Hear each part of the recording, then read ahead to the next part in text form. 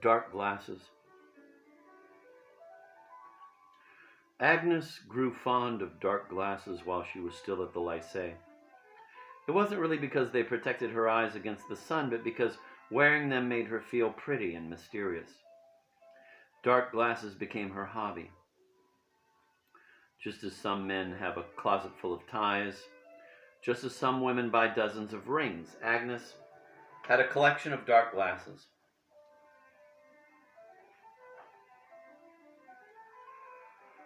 In Laura's life, dark glasses came to play an important role after her miscarriage. She wore them almost constantly and apologized to friends. "Excuse the glasses, but I've been doing a lot of crying and I can't show my face to people without them." From that time on, dark glasses became her badge of sorrow. She put them on not to hide her weeping, but to let people know that she wept. The glasses became a substitute for tears, and in contrast to real tears, had the advantage that they didn't sting the eyelids, didn't make them red or swollen, and actually looked becoming. Laura's fondness for dark glasses was once again, as so many times before, inspired by her sister. But the story of the glasses also shows that the relationship of the sisters cannot be reduced to the mere statement that the younger imitated the elder. Yes, she imitated, but at the same time she corrected. She gave dark glasses a deeper significance, a more weighty significance, so that the glasses of Agnes had to blush before those of Laura for their frivolity. Every time Laura appeared with them on, it meant that she was suffering. And Agnes had the feeling that out of tact and modesty, she ought to take her own glasses off. There is still something else that is revealed by the story of the dark glasses. Agnes appears as the one favored by fate, and Laura as the one unloved by fate. Both sisters came to believe that face to face with fortune they were not equal, and Agnes probably bore this even harder than Laura. Quote, "I have a dear sister who loves me and has had nothing but bad luck in life," end of quote, she would say. That's why she was so happy to welcome Laura to Paris. That's why she introduced her to Paul and begged him to treat her kindly. That's why she took it upon herself to find her a pleasant apartment and to invite her to her own house whenever she suspected that Laura was unhappy. But no matter what Agnes did, she remained the one unjustly favored by fate, and Laura remained the one fortune ignored.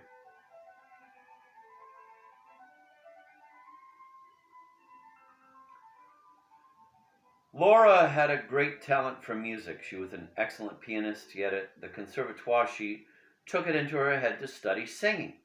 Quote, "When I play the piano, I sit facing a foreign, unfriendly object. The music doesn't belong to me. It belongs to that black instrument facing me. But when I sing, my own body changes into a piano and I turn into music." End of quote.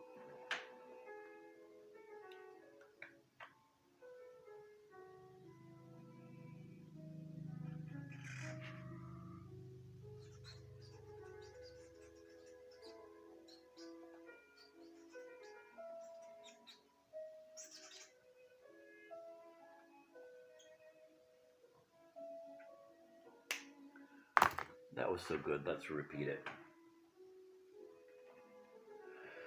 Laura had a great talent for music. She was an excellent pianist, yet at the conservatoire she took it into her head to study singing. Quote, "When I play the piano, I sit facing a foreign, unfriendly object. The music doesn't belong to me. It belongs to that black instrument facing me. But when I sing, my own body changes into a piano and I turn into music." End of quote. It wasn't her fault that she had a voice so weak it ruined everything. She failed to become a soloist, and all that remained of her musical career for the rest of her life was participation. Pardon me, people.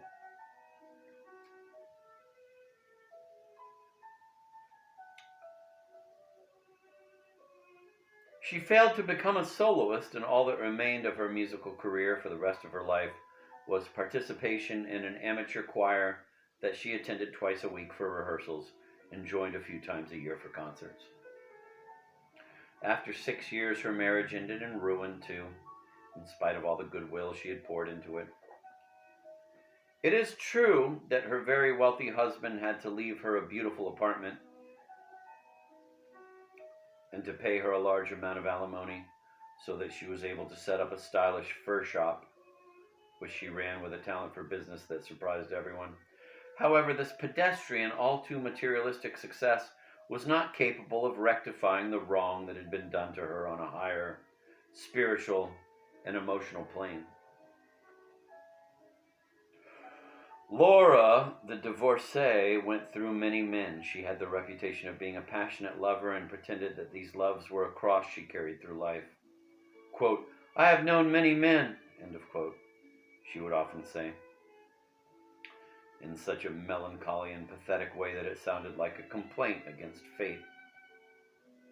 "I envy you," Agnes would answer, and Laura would put on her dark glasses as a badge of sorrow.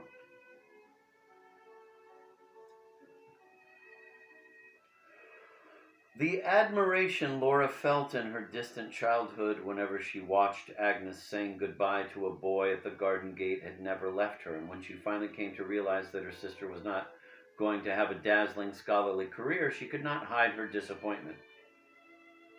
"How can you criticize me?" Agnes defended herself. "You're selling fur coats instead of singing opera, and I, instead of attending international conferences, have a pleasantly meaningless job in a computer company. Yes, but I did everything possible to become a singer. You left the scholarly life of your own free will. I was defeated. You gave up. And why must I have a career? Agnes, we only have one life. You have to fill it. After all, we want to leave something behind." Agnes was surprised. "Leave something behind?" she said with skeptical astonishment. Laura reacted in a voice of almost pained disagreement. "Agnes, you're being so negative." This was a reproach that Laura often addressed to her sister, but only silently. She said it aloud only 2 or 3 times. The last time was after her mother's death, when she saw her father sitting at the table tearing up photographs.